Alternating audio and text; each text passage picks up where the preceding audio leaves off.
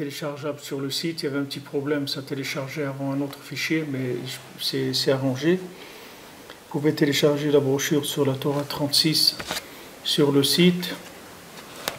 Et on est dans la page 48, dans l'écoute à la Chod, sur Yain Nesser, qui parle de la Torah 36.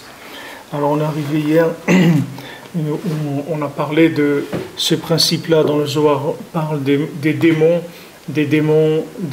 juifs, c'est-à-dire des démons qui viennent et qui vont essayer de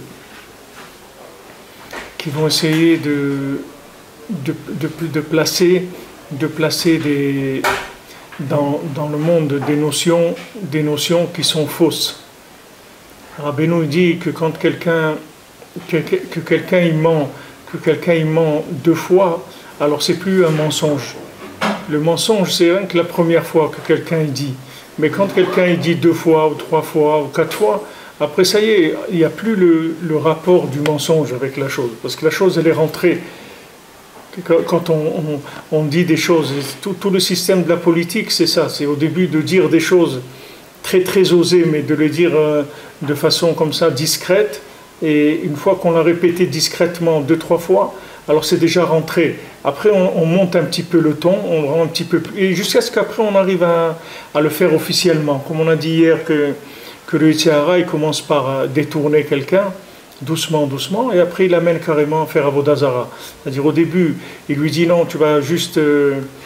regarde, c'est pas obligé de faire ci, tu n'es pas obligé de faire complètement ça, il faut faire un peu comme ci, comme ça, et puis doucement il le détourne jusqu'à qu'il l'amène là où il l'amène.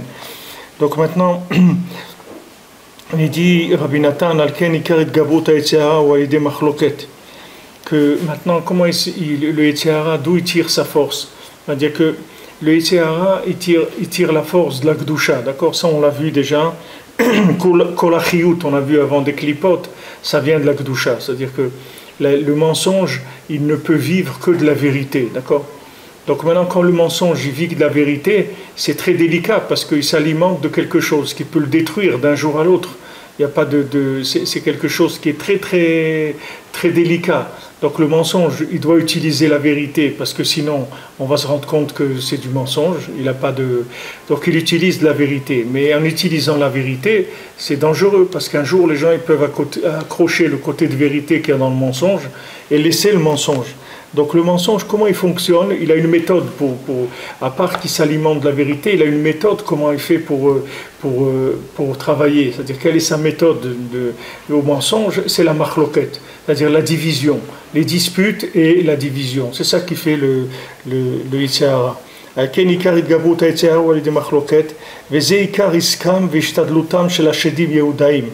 C'est ça le ikar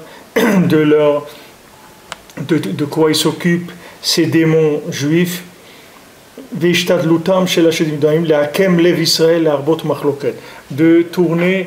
tourner, c'est-à-dire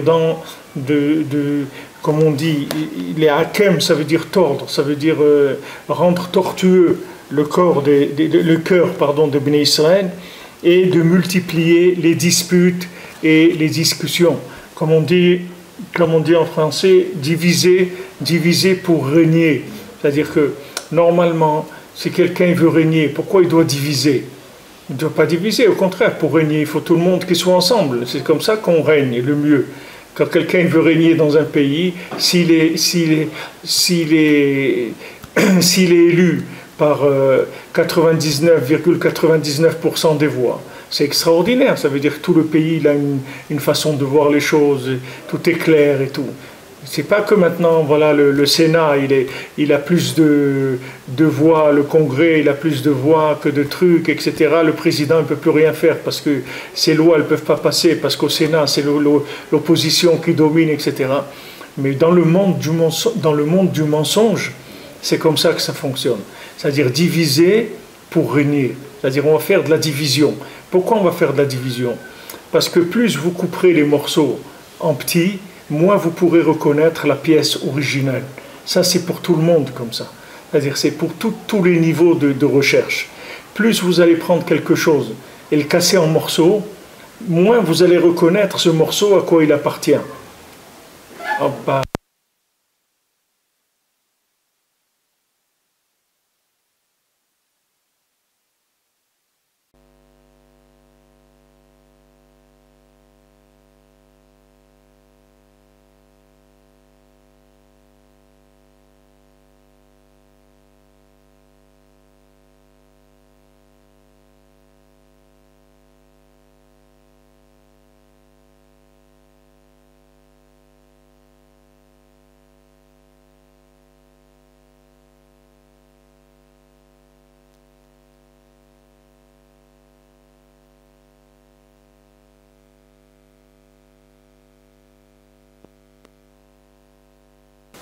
Ouais, alors le principe de la division, c'est que ce monde-là, il est déjà divisé entre ce qu'on appelle avant la création et après la création.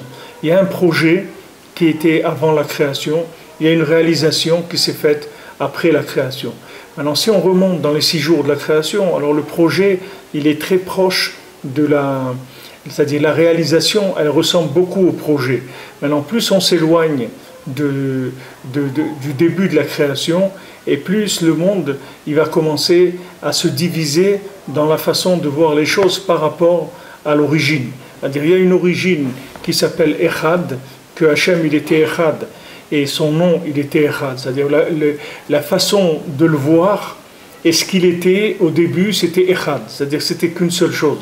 Maintenant, petit à petit, avec toutes les confusions qu'il y a eu dans le monde et tous ces démons-là qui essayent de diviser au maximum, alors toutes ces divisions-là qu'il y a, elles sont faites pour pouvoir donner le pouvoir au Yetzirah, c'est-à-dire au Satan, à toutes les forces négatives. Toutes les forces négatives, elles vont fonctionner sur le même système. Essayer de diviser, c'est tout. C'est ça, leur système de fonctionnement. C'est-à-dire leur moteur, c'est celui-là. Maintenant, eux, ils s'alimentent de la vérité. Parce que sans vérité, il n'y a pas de mensonge. Il n'y a aucun mensonge qui vit sans vérité. Sinon, ce n'est pas un mensonge, c'est des fantasmes, c'est rien du tout. Donc, il a toujours besoin de la vérité. Un petit peu, beaucoup, ça dépend du degré de mensonge. Plus le mensonge il est grand, plus il utilise beaucoup de vérité. Donc ça c'est sa façon, c'est-à-dire c'est de quoi il s'alimente. Mais comment il arrive à prendre de la vérité, c'est avec la division. La division c'est sa façon de prendre de se nourrir de la vérité. Alors maintenant, il faut avoir une attitude de chercher l'union, de chercher la hardout echad, de chercher l'amitié, de chercher l'amour au-dessus de tout. C'est-à-dire c'est au-dessus de la vérité. C'est-à-dire le shalom, il est au-dessus de la vérité. Il y a une fois quelqu'un qui est venu ici et il me disait, mais vous savez, frère, moi ce que je cherche c'est la vérité.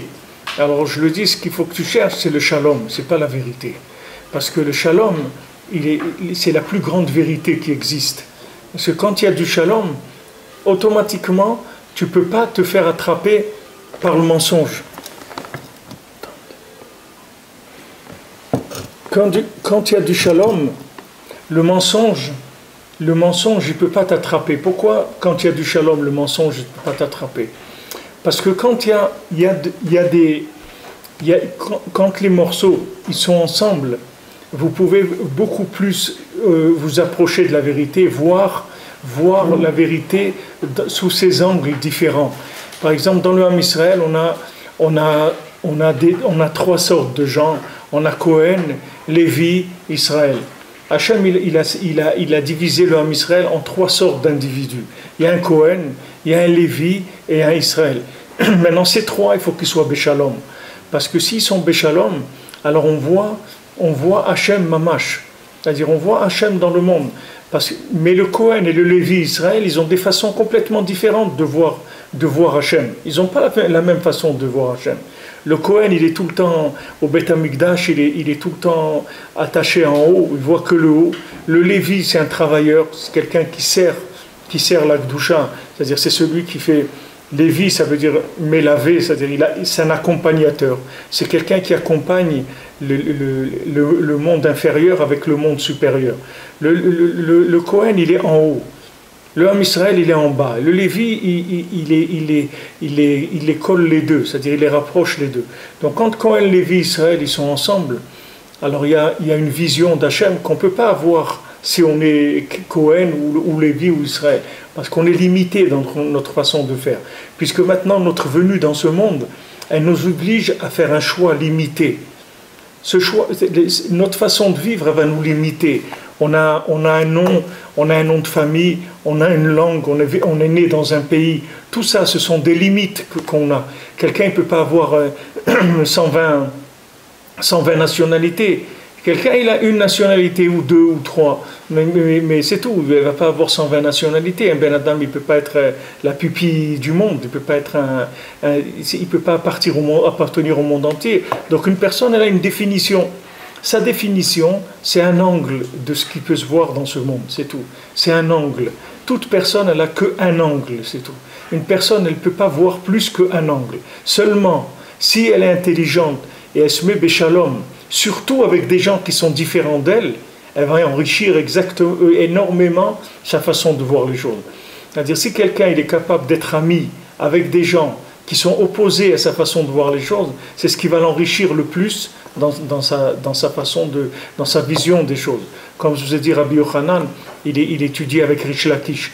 Rish Lakish, chaque chose que Rabbi Yochanan disait, Rish Lakish posait 400 questions. 400 questions sur tout ce qu'il disait Rabbi Yochanan. Alors une fois, Rabbi Yochanan, il y a un problème avec Rish Lakish, etc. En tout cas, Rish Lakish, il est mort. Rabbi Yochanan, maintenant, il n'avait plus personne avec qui étudier. Alors les Chachamim, ils lui ont emmené des rabbanim, d'autres grands connaisseurs, d'autres grands érudits en Torah. Maintenant, tous les érudits en Torah qui lui amenaient, il lui amenait des preuves qu'il avait raison. C'est-à-dire, quand il disait quelque chose, il disait, c'est vrai, tu as raison, c'est écrit comme ça là-bas, et comme ça, et comme ça, et comme ça. Et alors lui, il a dit, mais moi, je n'ai pas besoin des gens qui me prouvent que j'ai raison. Moi, je veux des gens qui me disent que j'ai tort, et qui m'amènent des questions, et qui m'obligent à répondre à ces questions. C'est comme ça que je vais affiner ma vérité. Si maintenant, je me mets qu'avec des gens qu'on va s'assembler comme des gens qui sont des photocopies les uns des autres, alors en quoi je vais pouvoir avancer? Je ne vais pas pouvoir avancer. C'est pour ça que la société, elle essaye de faire des gens qui sont pareils. Parce que quand tu fais des gens qui sont pareils, tu es tranquille. Tu ne vas jamais sortir quelqu'un qui va être un révolutionnaire, parce que tous les gens sont pareils. Donc il n'y a pas de problème. Quand ils vont discuter, ils vont faire qu'ajouter de la quantité sur une même chose. Mais il n'y a pas de discussion véritable de gens opposés. Tandis que si le système il était plus souple, c'est-à-dire que ça ouvrait plus, ça laissait plus de possibilités, tu verrais que les gens ils seraient très très riches spirituellement. Maintenant, dans une famille, il y a un père, il y a une mère, il y a des enfants. Baruch Hashem, tous ces gens-là, ils ont une façon différente de voir les choses. Chacun, il a sa façon de voir. Et surtout, il ne faut pas qu'on soit tous pareils. On doit être tous différents, mais on doit être béchalom. Alors quand on est béchalom, on s'enrichit de la vision de chacun. Et cet enrichissement de la vision de chacun, ça colle des morceaux de vérité. Et quand on colle des morceaux de vérité, on ne peut plus tomber dans le mensonge, c'est fini. Comme la Torah nous dit qu'un fil qui est tressé en trois, on ne peut pas le déchirer. Vous prenez une corde, par exemple, de marin, vous avez trois cordes qui sont tressées. Ça, vous pouvez aller tirer ce que vous voulez avec, ça ne se déchire pas.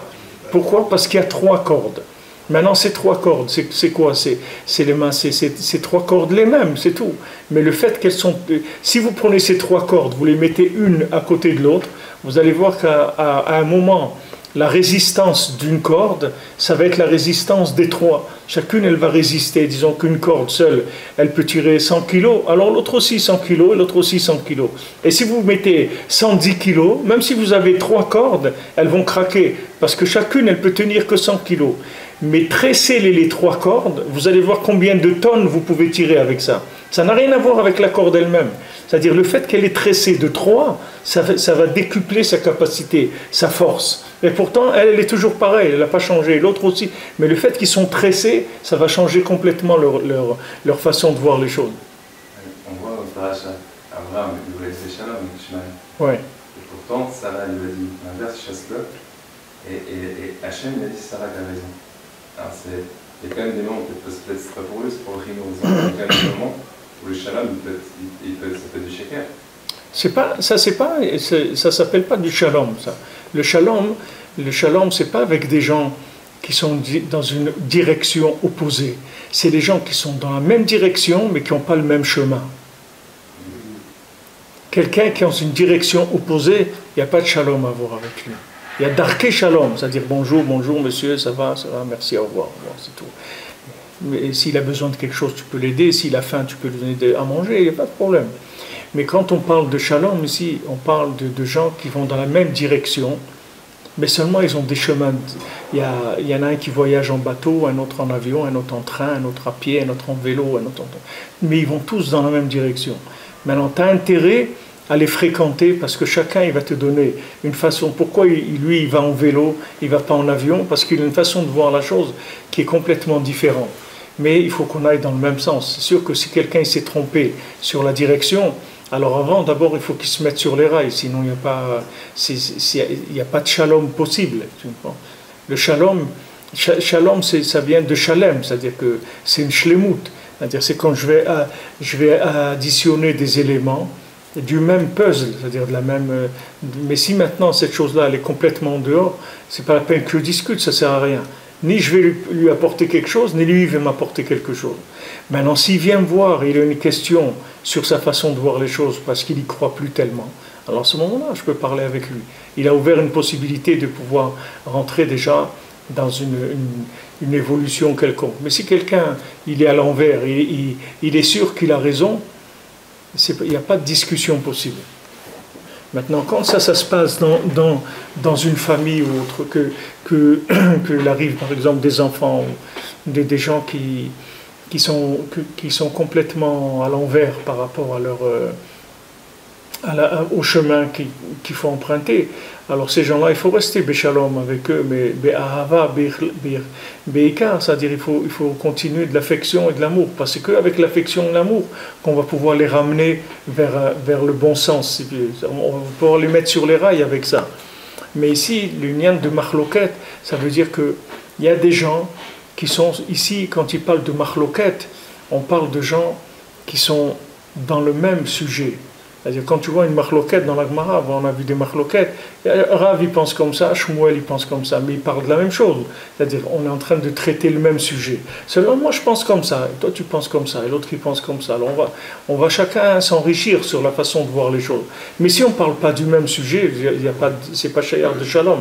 C'est-à-dire, c'est pas shayar de recoller des morceaux, on parle de choses complètement différentes. Il faut parler de la même chose, à ce moment-là, il y a du shalom. Ici, la machloket, si tu veux, le danger de la machloket, c'est dans les choses qui sont très proches les unes des autres. On ne parle pas ici de machloket. Si tu dis par exemple que quelqu'un c'est un idolâtre, par exemple. Un c'est un idolâtre, et l'autre il croit en Dieu, et l'autre il croit dans la Vodazara, dans l'idole. Maintenant, ça ne s'appelle pas ça de la machloket. C'est pas de la machloket. C'est des choses, c'est hors sujet, c'est tout. C'est pas machloket. Si on te pose une question de dissertation et tu dis je suis pas d'accord avec le sujet, moi je pense qu'il faudrait traiter plutôt un autre sujet, ils vont te mettre 0, tu comprends? Parce que tu es hors sujet, c'est tout. Il faut rester dans le même sujet. Ici on parle de vérité qui est morcelée. C'est pas quand si tu veux la chose elle est entièrement différente. Maintenant c'est sûr que dans la racine, il y a de la vérité à tout niveau, mais il y a des vérités qui sont récupérables pour l'instant, et il y a des vérités qui ne sont pas récupérables pour l'instant. Comme il a dit David tout à l'heure, pourquoi à la guerre des 6 jours, on avait les clés de là-bas, de la mosquée, tout ça, elles étaient à nous, tout le monde était d'accord que c'était à nous, etc. Et lui, il a rendu, il est venu, il a rendu les clés parce que il pensait que maintenant qu'on a gagné la guerre, tout ça, donc ils ne vont pas faire de problème, etc. Lui, il avait sûrement une façon de penser. Mais Hachem, il a fait que ce n'était pas le mot, on ne pouvait pas à ce moment-là encore pouvoir, c'est-à-dire prendre cet endroit-là et prier là-bas et tout, ça veut dire que ça y est, c'est le troisième Beth Amikdash. Le troisième Beth Amikdash, il va venir sans qu'on fasse rien du tout. On n'a pas besoin de faire ni de guerre, ni rien du tout. Le troisième Beth Amikdash, c'est Hachem qui va le construire. Donc il y a une question de maturité, c'est-à-dire il y a des éléments qui peuvent s'intégrer, il y a des éléments qui ne peuvent pas s'intégrer. Par exemple, tu prends dans la cache-route, quand tu as 60, une quantité de 60, elle annule l'interdit, d'accord? Si tu prends par exemple 60 kg de viande cachère, maintenant il y a un morceau de viande pas cachère qui tombe dedans. Alors les 60 kg de viande cachère, ils ont la force de cachériser ce morceau de viande, c'est-à-dire de le transformer en viande cachère. C'est-à-dire que ça ne va pas vraiment le transformer en viande cachère, parce que ce n'est pas de la viande cachère. Comment il va devenir de la viande cachère? Ce n'est pas de la viande cachère, mais c'est expliqué que l'interdit qui est en lui, il va être complètement dominé par les 60, il va être annulé, et si tu veux, il va devenir comme quelque chose de neutre. Comme il est neutre dans les 60, il ne nous dérange pas, tu comprends? Parce que les 60, ils sont capables de le dominer. Mais sur ça, il y a une discussion dans la halakha qui dit, est-ce que maintenant, quand le morceau de viande, il tombe dans les 60, est-ce que le morceau de viande lui-même, il change et il devient kasher? Ou bien non, le morceau de viande, pour l'instant, il ne lève pas la tête parce qu'il a 60 kilos sur lui. Donc il reste calme. Mais si tu lui donnes la possibilité de lever la tête, alors là, il va redevenir féroce. C'est pour ça que si maintenant, il y a un deuxième morceau de viande, pas kasher, qui tombe dedans, alors on dit le premier, il se réveille. Qui était là-bas, il était endormi parce qu'il y avait 60 qui le tenaient, qui ne le laissaient pas bouger. Maintenant qu'il y a un autre qui est venu, alors ça s'appelle Choser Benio. Il se réveille à nouveau, et là, tout redevient un non kasher. Parce que maintenant, tous les deux, on compte la quantité de tous les deux. On ne compte pas que le nouveau qui est venu. C'est-à-dire, même celui qui avait avant, il redevient interdit. Alors maintenant, dans le monde, il y a des choses qui nous sont interdites. Hachem nous interdit certaines choses. Ou Hachem nous a dit de faire certaines choses. Par exemple, manger de la viande. Quand Mashiach viendra, on ne mangera plus de viande. À Adam Arishon, il ne mangeait pas de viande. La viande, on a commencé à manger de la viande après Adam Arishon, et on mangera jusqu'à ce que Mashiach vienne, parce qu'il y a des tikkunim à faire dans la viande. Mais après Mashiach, on n'aura plus besoin de faire de réparation dans le monde animal. Il n'y aura plus de rapport entre l'homme et l'animal, il n'y aura plus besoin de faire c'est-à-dire que les éléments de sainteté qui se trouvent dans l'animal, ils auront été complètement élevés vers l'homme, et il n'y aura plus de ces rapports-là. Donc dans le monde, il y a des choses qui sont permises, des choses interdites. Les choses interdites, ça veut dire que pour l'instant, cette chose-là, on ne peut pas l'intégrer. Elle est en dehors complètement. Même si son origine, il y a quelque chose de bien, mais c'est un bien qu'on ne peut pas traiter pour l'instant. Donc il est dehors. Et après, il reviendra à son moment. Maintenant, quand nous on parle ici de disputes, de marloquettes, de différences de façons de voir, ça parle de l'intérieur. C'est là où il est le plus grand danger. C'est-à-dire, quand on parle de ces chédim-là, de ces démons, c'est des démons juifs. C'est-à-dire, c'est pas des gens qui sont dans la Avodazara. Après la Avodazara, l'idolâtrie, elle va se nourrir d'eux. Eux, ils vont nourrir l'idolâtrie.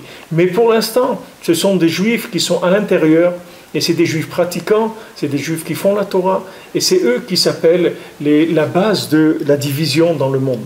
Parce que eux, quand ils vont faire une division, cette division-là, c'est elle qui va après permettre de nourrir les zones inférieures. Rabbeinu dit que si tu as deux personnes, par exemple, ces deux personnes, elles sont à égalité, elles sont en train de discuter, d'accord? Un, il dit j'ai tort, il dit il a raison, ils discutent, etc., pour arriver à un statu quo, à quelque chose. Maintenant, si tu mets trois personnes, tu trouveras toujours deux contre un. Parce que quand il y a trois, il y a toujours deux qui sont contre un. Ça n'existe pas trois avis différents. Il y a deux avis différents. Maintenant, quand tu prends un, il va ou d'un côté ou de l'autre. C'est-à-dire, il se range d'un côté ou de l'autre. Ça fait une équipe, si tu veux, d'un côté, une équipe de l'autre. Et plus tu augmenteras le nombre de gens, tu verras que tu ne créeras pas des nouvelles façons de voir. Tu vas créer des gens qui vont se mettre sur... Par exemple, tu as dans le monde politique, tu as la gauche et la droite, c'est tout. Et maintenant, après, ils vont aller un peu plus à gauche, un peu plus vers le début de la gauche qui va être au milieu, et la droite, pareil, très à droite, un peu à droite, presque au milieu. Mais il n'y a que deux façons de voir, c'est tout. Ces deux façons, ça c'est la base de tout ce qu'il y a dans le monde, ça fonctionne comme ça. Alors dans la Torah, il va y avoir deux façons de voir les choses. Et il va y avoir des gens qui sont attachés à Moshe Rabbeinu, qui sont attachés au tzaddik, et il va y avoir des gens qui ne sont pas attachés au tzaddik. Maintenant, quand on va prendre dans les gens qui sont pas attachés au tzaddik, il va y avoir des gens qui sont proches du centre, c'est-à-dire que des gens qui sont respectueux de choses, même si ça ne les concerne pas, et il y a des gens qui vont être pas respectueux, il y a des gens qui vont attaquer, qui vont faire même qui vont essayer d'amener des façons différentes de voir de Moshe Rabbeinu. Par exemple, vous avez Korach, qui a fait les histoires contre Moshe Rabbeinu. C'est sûr que Korach, c'était un homme très grand, était un homme très grand en Torah, et beaucoup plus grand que tous les gens qui sont dans la Torah aujourd'hui. C'était un très grand érudit en Torah, et c'était même un tzaddik, un homme très avancé dans la Torah. Il était très riche aussi, Korach. Je ne sais pas combien il avait des ânes pour porter ses richesses, c'est pas 60 000 ou 600 000 ou un truc vraiment des chiffres énormes. Il était très riche, Korach. Mais il n'a pas eu de chance, il est tombé dans la dispute avec Moshe Rabbeinu. Il essayait d'amener un autre avis, une autre façon de voir les choses que Moshe Rabbeinu. Maintenant, après, il y a beaucoup de gens qui se sont ramassés, qui sont venus avec Korach, et qu'ils ont fait tout un groupe de gens, etc. Et ils ont été détruits à la fin. Parce que maintenant, Korach, la Gemara, elle dit que c'était un apikoros, Behemet Korach. Bien que c'était un très grand érudit en Torah, mais c'était un apikoros, c'est-à-dire c'était quelqu'un que Behemet, il reconnaissait ni Hachem, ni la Torah, ni les tzadikim, ni rien. Pourquoi la Gemara, elle parle tellement durement sur Korach? Parce que du moment où la personne, elle a créé une division avec Moshe Rabbeinu, c'est automatiquement il est considéré comme quelqu'un qui s'est divisé d'Hachem. Parce que Moshe Rabbeinu, il lui a dit, écoute, ne crois pas que moi, je suis quelqu'un qui ait pris un poste quelconque pour diriger le Ham Israël. Moi, je ne suis pas intéressé à ça et je me suis battu pour refuser tout le temps cette mission-là. Moi, je n'ai jamais voulu cette mission. Moi, on m'a obligé à faire ça. Maintenant, si tu as un problème, si ça te dérange, ce poste-là, que j'ai ce poste-là, adresse-toi à Hachem et demande-lui à Hachem pourquoi il y a cette chose-là. Pourquoi Hachem, il a fait ça? Pourquoi il a décidé qu'il va y avoir un tzaddik dans la génération? Il dit, on est tous des juifs. On était tous à Matan Torah. Bon, Hachem, on a tous la Torah. Voilà, tu as le Chumash, tu as la Mishnah, tu as la Gemara, tu as le Shulchan Aruch, tu as le Zohar, tu as la Kabbalah, il y a tout, on a tout. Pourquoi maintenant il y a cette notion-là de tzaddik de la génération? Demande-lui à Hachem. Et s'il veut, il va te répondre, c'est tout. Alors Moshe Rabbeinu, il a fait des histoires, et après il a été détruit. Après, et Korach, il a été détruit. Il a fait des histoires avec Moshe Rabbeinu, et à la fin, il a été détruit. Ce principe-là, il va se retrouver tout le temps. C'est-à-dire, dans tous les systèmes du monde, il va y avoir ce principe-là. Il va y avoir des gens qui vont se soumettre à la vérité et qui vont essayer d'aider et de faire aller dans le sens de la vérité. Et il y a des gens qui vont attaquer la vérité. Alors maintenant, tous les gens après, ils vont être dépendants de cette chose-là. C'est-à-dire après, quand la vérité elle est coupée en morceaux, elle va être de moins en moins reconnaissable par les gens. Parce que même ceux qui auront un peu de vérité, ça sera qu'un peu de vérité. Et ce peu de vérité, il va être beaucoup moins convaincant que ce qu'il aurait été s'il y avait un peu de shalom et d'amitié et d'amour entre les gens. Parce que s'il y avait de l'amitié et de l'amour entre les gens, la vérité elle aurait été beaucoup plus évidente. Et vous verrez que souvent, les gens ils se sont rapprochés de la vérité par amitié, pas par reconnaissance de la vérité. Parce qu'ils ont vu une telle amitié chez les gens, qu'ils se sont dit, des gens tellement unis, il doit y avoir quelque chose ici de spécial. Et après, petit à petit, ils ont découvert qu'il y avait quelque chose et que Behemet, il y avait une vérité derrière. Mais l'amitié et l'amour, ça rapproche énormément les gens. C'est-à-dire quand ils voient que les gens ils sont dans la Torah et qu'ils sont beyachad, ce shalom-là, il est très très important pour pouvoir après redistribuer une vérité qui soit plus entière que si elle est morcelée. Alors comme je disais tout à l'heure, dans le monde on dit diviser pour régner, parce que le mensonge, il va faire que créer plus de divisions. En Israël, c'est le pays où il y a le plus de partis politiques dans le monde. Il n'y a aucun pays au monde qui a autant de partis politiques qu'en Israël. Chacun il a des idées, il crée un parti politique. Il n'y a pas de limite dans le nombre. Ils n'ont pas limité au départ de dire voilà, on ne peut pas avoir plus que 20 partis ou 30 ou 50. Donc il y a des partis. Et tout celui qui a une idée ou un truc, il crée un nouveau parti. Au lieu de se rallier à quelque chose d'existant, même si ce n'est pas tout à fait sa façon de voir les choses, mais si ça va à peu près dans le même sens que lui, il vaut mieux qu'il se mette avec quelqu'un qui existe déjà. Ça va être beaucoup plus facile. Même dans le commerce, c'est comme ça. Dans tout, c'est comme ça. Vous avez quelqu'un qui fabrique quelque chose, par exemple. Alors, il vaut mieux que vous alliez le voir, si vous êtes dans la même branche. et vous parlez avec lui, et vous essayez de voir comment vous trouvez un moyen de travailler ensemble. Et c'est beaucoup plus intéressant pour tout le monde. Tandis que quand les gens ils divisent, chacun il doit refaire toute la chose, il doit la reconstruire. Parce qu'il n'y a rien, c'est quelque chose qui vient de nouveau. Il a un petit morceau, et à partir de ce petit morceau, il va reconstruire. Tandis que s'il y a 2 morceaux, 3, 5, 10, 20, alors on voit déjà quelque chose qui est plus évident. Alors Rabbi Nathan il dit que le Yetzer Hara, il va travailler avec ça. C'est-à-dire il va essayer de faire de la division.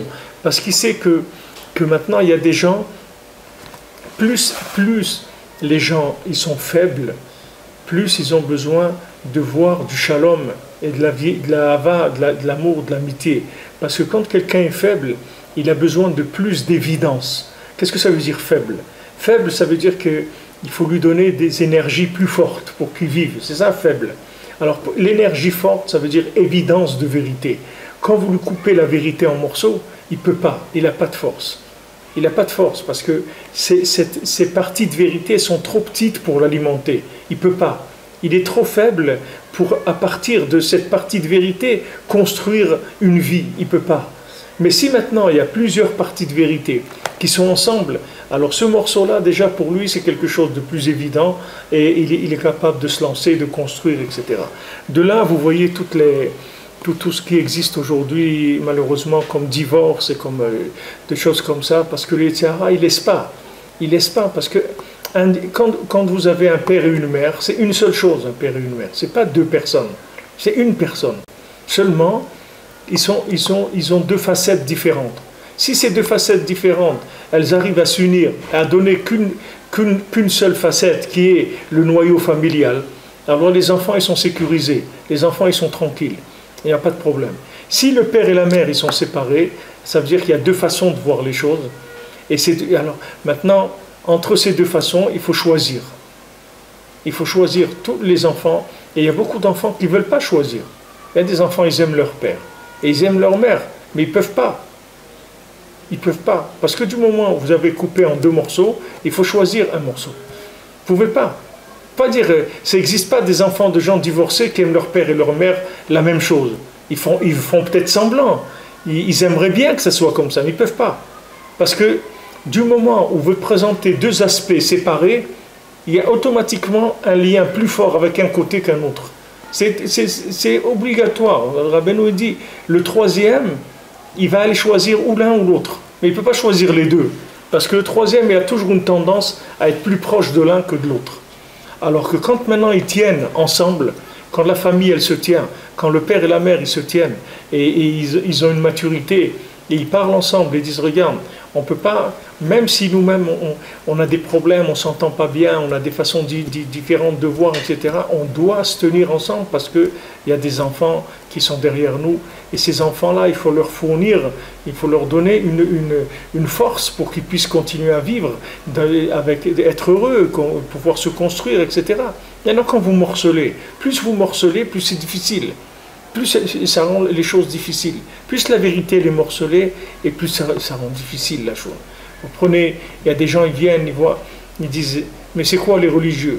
Alors je vois des gens, ils ont une kippa tricotée, l'autre il a une kippa noire, l'autre il a une grande kippa bariolée, l'autre a une kippa... Mais c'est quoi tous ces accoutrements-là? Est-ce que ces gens-là, ils mettent ces kippotes différentes parce qu'ils ont une façon de s'exprimer différente, ou Béhémet, ils se disputent entre eux? Alors si maintenant les gens ils voient qu'ils se disputent entre eux, tout de suite les gens ils reculent, parce qu'ils ont peur. Ils ont peur, ils disent mais comment? Une vérité comme ça, comme la Torah, elle peut être vécue par des gens qui ne s'entendent pas entre eux, mais il y a un problème. C'est-à-dire ça attaque tout de suite la vérité. Tout de suite ça attaque la vérité, tout de suite ça remet en cause la vérité. Dès que maintenant vous présentez des disputes sur la façon de voir la vérité, tout de suite ça y est, les gens ils s'éloignent. Il n'y a rien qui éloigne le monde comme la marloquette. C'est quelque chose de terrible. Et quelqu'un, il faut qu'il évite la marloquette, bemesirut nefesh, c'est-à-dire quelqu'un, il faut qu'il donne sa vie pour éviter la marloquette. Même si quelqu'un, il va vivre, il va tourner à 20% de ses capacités, parce qu'il n'a pas voulu se disputer et créer des guerres, il vaut mieux qu'il tourne toute sa vie à 20% de ses capacités et de maintenir une unité. de maintenir l'unité. C'est extrêmement important. Extrêmement important, parce que c'est ça qui va permettre de faire avancer le monde. Il n'y a pas d'autre façon de voir les choses. Si on avait cette force-là, Hachem nous aurait donné tellement il aurait ouvert tellement. Voilà, j'ai vu un monsieur qui a, je sais pas, il y a un professeur ou autre qui a fait une étude. Il dit que, à part le peuple juif, c'est-à-dire les juifs qu'il y a dans le monde aujourd'hui, qui sont, je sais pas, 18 millions ou quelque chose comme ça, il dit il y a 16 millions de gens des tribus en Afrique et tout, qui se disent qu'ils sont juifs. 16 millions dans le monde. Imaginez-vous si ces 16 millions viennent en Israël maintenant. Qu'est-ce que le monde ça va être? Ça va être un autre monde, complètement. Pourtant, ils sont là, ces gens-là, ils sont sur terre. Il suffit que Hachem, eux, ils disent qu'ils viennent des autres tribus qui ont été exilés. Mais ils sont 16 millions dans le monde. Ce n'est pas 500 personnes, c'est 16 millions.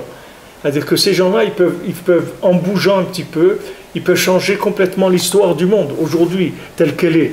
Parce qu'aujourd'hui, si on a 16 millions, même pas 16, même 5 millions, s'il y a 5 millions qui viennent en Israël, l'histoire, elle a changé, tout a changé. C'est une autre histoire, c'est un autre pays, c'est une autre vie, tout a changé. Vous voyez que maintenant, ce qui crée tous ces problèmes qu'il y a dans le monde, c'est uniquement qu'il n'y a pas assez d'éléments qui sont ensemble pour pouvoir amener une évidence de la vérité.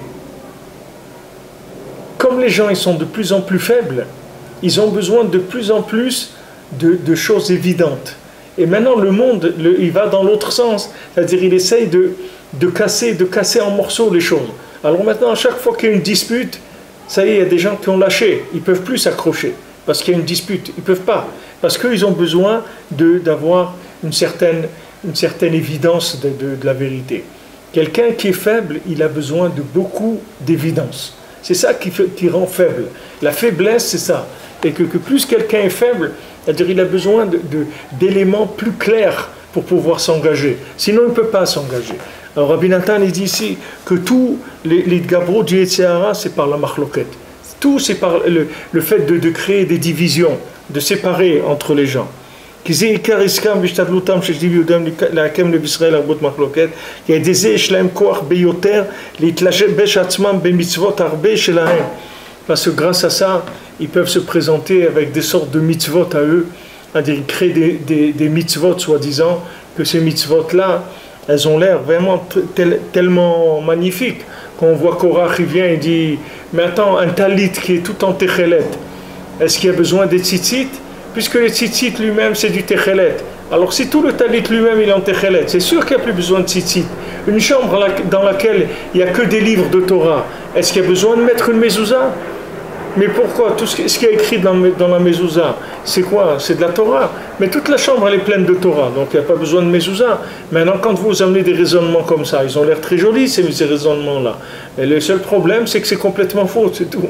Mais c'est des raisonnements. D'où ça leur vient ces raisonnements-là? D'où il peut amener ces raisonnements-là?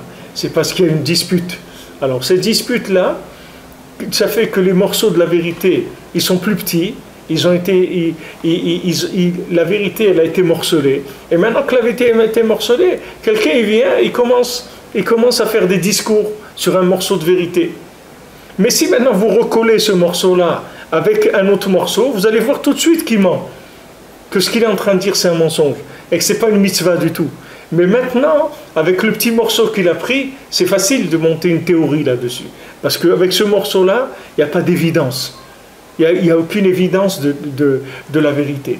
Donc les gens, ceux qui vont profiter de la machloket, c'est tous ces démons-là, que ces démons-là, ils vont profiter de la machloket pour créer des façons de voir la Torah qui sont complètement à côté. Complètement à côté. C'est-à-dire que c'est des gens qui seront complètement, mais ça ne se voit pas. Parce que comme la vérité est morcelée, et ils vont vous prendre une partie de la vérité, et avec cette partie de la vérité, ils vont construire quelque chose dessus. Ils vont développer cette partie-là. Mais comme cette partie est isolée d'autres choses qui peut la rendre plus évidente, alors en ce moment, ils peuvent raconter ce qu'ils veulent là-dessus. Parce que c'est qu'une partie de la chose. Si maintenant il y avait 2, 3, 4, 5, 10 parties de la chose, ça y est, automatiquement, les éléments mensongers vont tomber. Ça, c'est pour tout le monde. C'est valable pour chacun individuellement. C'est valable pour toute l'histoire du klal Israël. Si tout le klal Israël il monte en Eretz Israël, il n'y a plus besoin de parler, il n'y a plus besoin de prouver, il n'y a plus besoin de se déplacer. Il n'y a plus besoin d'écouter ni l'Union européenne, ni les États-Unis, ni personne dans le monde. Il n'y a plus besoin de parler avec personne. Tout est réglé, c'est fini. Tout le problème, c'est parce qu'il y a de la division. Alors la division, ça permet à des éléments d'exister alors qu'ils n'ont pas du tout, ils n'ont pas du coup de quoi exister. Ils sont mis à exister sur une division qu'il y a eu. Par rapport à une séparation de morceaux de vérité, ils sont créés, ils sont construits là-dessus. Et maintenant qu'ils se sont construits, allez-y pour essayer de les sortir, vous allez voir. C'est pas facile. Vous ne pouvez pas les sortir en discutant avec eux. Il faut que vous les sortiez en collant la vérité sur laquelle eux ils se basent sur une autre vérité, sur un autre morceau de vérité et un autre morceau. Et à ce moment-là, ce rassemblement de morceaux de vérité, il va faire tomber la construction qui était construite sur une division. Donc plus maintenant, il n'y a plus la division, toute la construction qui s'est faite là-dessus, elle va tomber toute seule. C'est pour ça que Korach, c'est la terre qui l'a avalé. Pourquoi c'est la terre qui l'a avalé? Parce que c'est un homme qui a exploité le fait que la terre a été créée, que Hachem il a créé ce monde avec de la matière. Lui, il a exploité ça pour faire la guerre à Moshe Rabbeinu. C'est-à-dire il a exploité la façon de voir d'un terrien, de quelqu'un qui est sur la terre, et avec ça, il a essayé de faire la guerre avec Moshe Rabbeinu. Donc c'est la terre elle-même qui l'a avalé, parce qu'il a utilisé la terre pour pouvoir faire son histoire. C'est-à-dire, qu'est-ce que c'est la terre? C'est le reflet, des mondes supérieurs. Maintenant, quand il y a le reflet des mondes supérieurs, vous pouvez les interpréter comme vous voulez, parce que c'est un reflet, ce n'est pas la chose elle-même.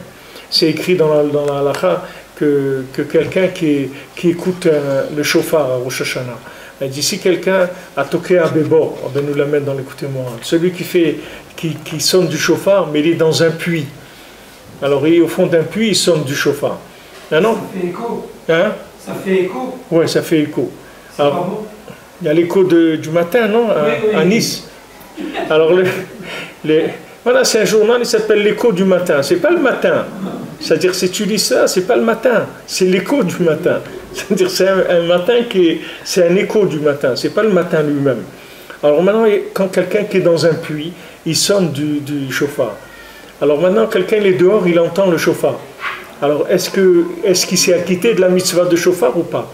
Alors il dit, si maintenant il a entendu le son du shofar lui-même, alors il est acquitté. S'il a entendu un écho du shofar, il ne s'est pas acquitté. C'est-à-dire, si maintenant il a entendu la voix qui a percuté sur une montagne ou autre et qui est revenue, cette voix-là, bien que ça ressemble, l'écho ça ressemble énormément à la voix, mais ce n'est pas la voix du tout. Parce que l'écho, il ne provient pas du shofar. L'écho, il provient du son qui est sorti du shofar. Il n'a rien à voir avec l'origine. C'est le fait que du shofar, il est sorti un son, et que maintenant il y a une possibilité de faire un écho, que cet écho, il a existé. Alors dans le monde, c'est exactement pareil. Quand il est né, tout le christianisme et tout, que c'est un écho de la Torah, c'est-à-dire ils ont utilisé un reflet de la Torah, ils ont pris un écho de la Torah. Ça vient de quoi ça? Ça vient du fait que la Torah, elle n'était pas évidente dans le monde. Ça veut dire que ça a été divisé, qu'il y a eu des marloquettes, des disputes entre les rabbanim. C'est ça qui a permis à un écho de la vérité d'exister. S'il y avait pas si la base, elle était claire, les échos, ils peuvent pas fonctionner. Parce que tout le monde se rend compte que c'est des échos. Quand vous rassemblez les morceaux de la vérité, vous allez vous rendre compte d'où l'autre il a construit ces choses. Vous avez ça dans toutes les attaques qu'il y a tous les jours dans des compagnies par rapport à des fabricants de téléphones, de trucs qui s'attaquent toute la journée, que celui-là il a copié l'autre et qui lui a pris ce programme et qui lui a pris cette application et trucs. Il y a des procès sans arrêt entre les plus grandes compagnies du monde parce qu'ils se copient les gens. Les gens ils copient. Quelqu'un ne peut pas trouver tout ce que l'autre il a trouvé. Donc et après, il regarde ce qu'il a fait l'autre. Il prend une partie de l'autre. Allez, et ça fait des disputes, et ça fait des histoires sans arrêt, sans arrêt. Maintenant, le Satan, il travaille sur ça. C'est-à-dire, à chaque fois que quelqu'un il a coupé la vérité en morceaux, il a donné la possibilité de nouvelles théories d'exister par rapport à ce mensonge-là. C'est-à-dire, ce mensonge-là, il s'est construit sur une vérité qui est parcelée.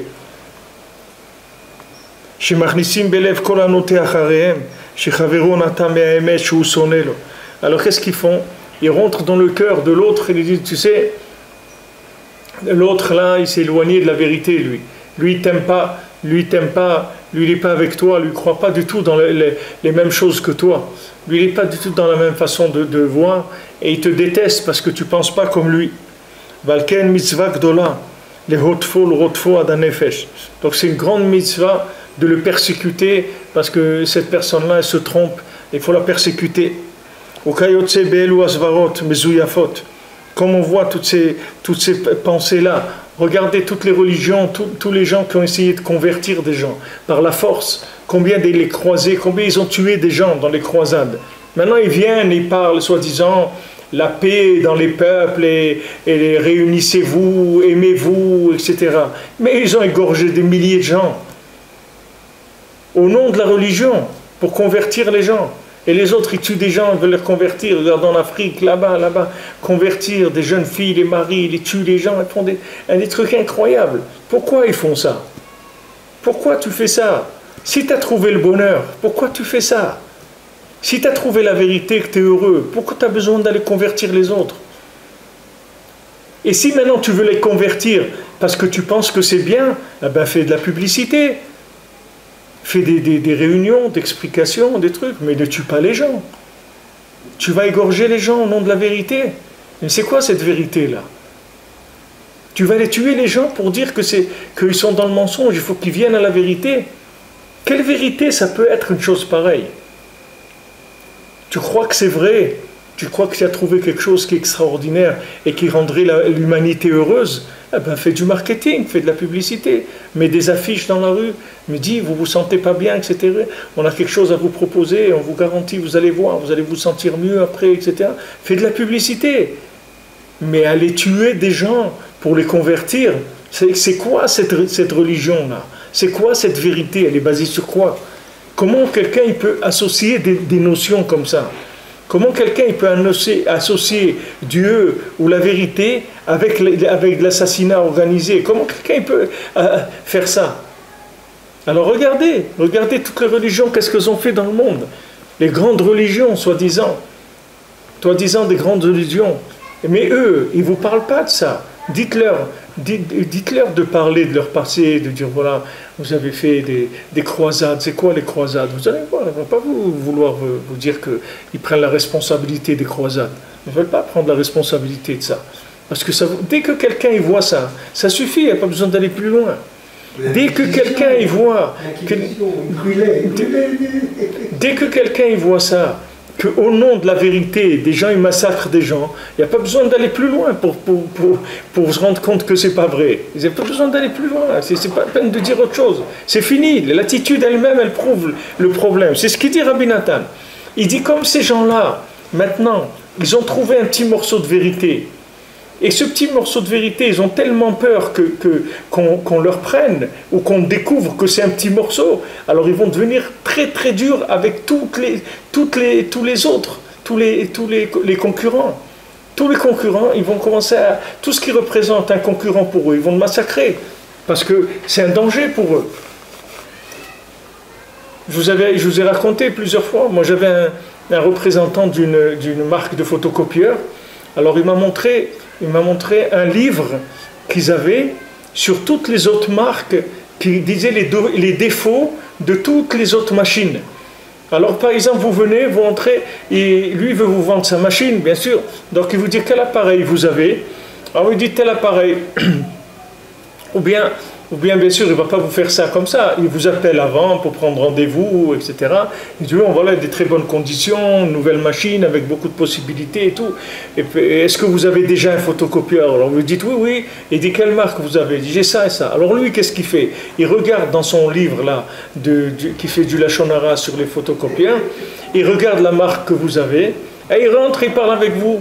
Il dit, vous savez, nous, on propose des choses très bien. Par exemple, nous, on n'a pas le problème que la chauffe, par exemple, pour démarrer, il faut attendre 3 minutes. Nous, ça démarre tout de suite. 10 secondes. Lui, il sait déjà tous les problèmes qu'il a sur le photocopieur que vous avez. Donc lui, il vient, qu'est-ce qu'il fait? Il va vous démonter complètement la machine que vous avez. Avec ça, il va vous faire acheter ce qu'il va vous vendre lui. Maintenant, dans le monde, quand vous voyez que les gens, ils ont besoin de démonter les autres pour amener de la vérité, déjà, ça suffit pour savoir que ce n'est pas vrai. Il n'y a pas besoin d'aller plus loin, parce que si tu vends quelque chose de bien, de vrai, c'est ça ta publicité, tu n'as pas besoin de faire autre chose. Et un médecin qui soigne les gens, il n'a pas besoin de faire de la publicité, parce que les gens ils vont venir chez lui, ils vont se sentir mieux, et ils vont dire, voilà, va chez lui, tu sais, il est très bien, etc. C'est tout, il n'y a pas besoin de faire Mais aller agresser des gens, les tuer au nom de la vérité, mais c'est quoi cette vérité-là? C'est quoi cette religion? En quoi ils ont voulu rouler le monde avec des choses comme ça? Rouler le monde, des millions de gens, ils les ont roulés avec des bêtises, avec du mensonge. Ce mensonge-là, il vient de cette... Rabbi Nathan ici, il amène la base, comment il fonctionne, comment il se construit le mensonge. Comment il se construit? C'est-à-dire que dès que quelqu'un a un petit morceau, il a trouvé un petit morceau, il va aller déchirer tous les autres pour pas que son morceau il peut être reconnu en tant qu'une vérité parcelée, que les gens ils sachent, ils pensent que cette chose-là elle est vraie. Et ce qu'il dit ici, il dit maintenant, il lui dit maintenant, c'est une mitzvah de le persécuter et de lui faire du mal. Tout ce que tu peux lui faire comme mal, il faut lui faire du mal. Pourquoi? Parce que si jamais celui-là il vient avec son morceau, lui il va nous faire tomber, il va nous dire que, avec son morceau, il va prouver que notre morceau c'est qu'une vérité parcelée, et ça on n'en veut pas. Et comme il se trouve toutes ces idées-là mensongères, ces idées mezouyafot, ça veut dire qui sont mezouyaf, ça veut dire faux, c'est-à-dire falsifié. Voilà ce que ça veut dire falsifié. Comme on trouve tout ça dans le monde à cause de nos fautes, on est arrivé à ce morcellement de la vérité. להתלבש עצמם בתלמידי חכמים שאינם מפקחים על דרכיהם כראוי להינצל מהם. Et maintenant, ces démons-là, qu'est-ce qu'ils attaquent? Ils attaquent des érudits en Torah qui ne surveillent pas, qui ne se protègent pas de ça. Parce que le Yetzer Hara, c'est sûr qu'il va attaquer des patrons, il ne va pas attaquer des gens qui sont des petites gens. Il va créer des grands érudits en Torah, de manière à ce que leur façon de présenter les choses, ça va influencer beaucoup de gens. Comme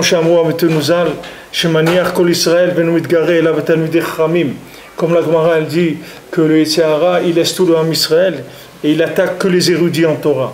ועיקר התגרותו בהם על ידי בחינת שדין יהודאים שהם מתלבשים ולומדים ותלמידי חכמים שאינם שלמים. Parce que toute leur façon de fonctionner, c'est grâce à ces shedim-là, ces démons-là juifs, qui vont s'habiller dans des gens qui sont des érudits, mais qui ne sont pas parfaits, qui ne sont pas complets. Du fait que maintenant, leur connaissance, elle n'est pas accompagnée avec un comportement adéquat, alors c'est des gens qui vont avoir des idées qui sont un petit peu farfelues.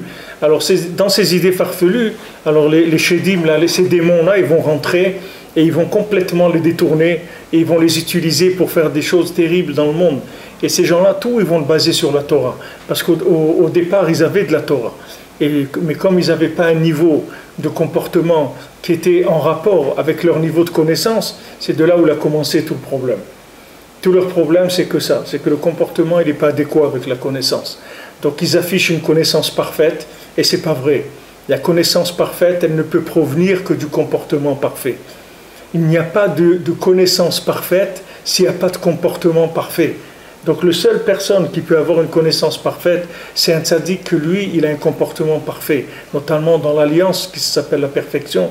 Si quelqu'un, il n'a pas une perfection là-dedans, c'est pas la peine qu'il essaye de faire de la publicité sur ses idées, parce que ces idées, c'est sûr qu'elles sont mensongères. Du moment où le comportement il n'est pas bon, même si quelqu'un il est de la Torah, sa Torah elle ne peut pas être parfaite, parce que sa Torah elle n'a pas un rapport avec la réalité. Il a une réalité qui est complètement à côté, avec une connaissance qui a l'air parfaite. Alors chez lui, ils vont se glisser tous ces manipulateurs-là, et ils vont essayer de le détourner pour que lui, après, il va détourner d'autres gens, Chas v'Shalom. On verra Bezat Hashem de dimanche, on continuera.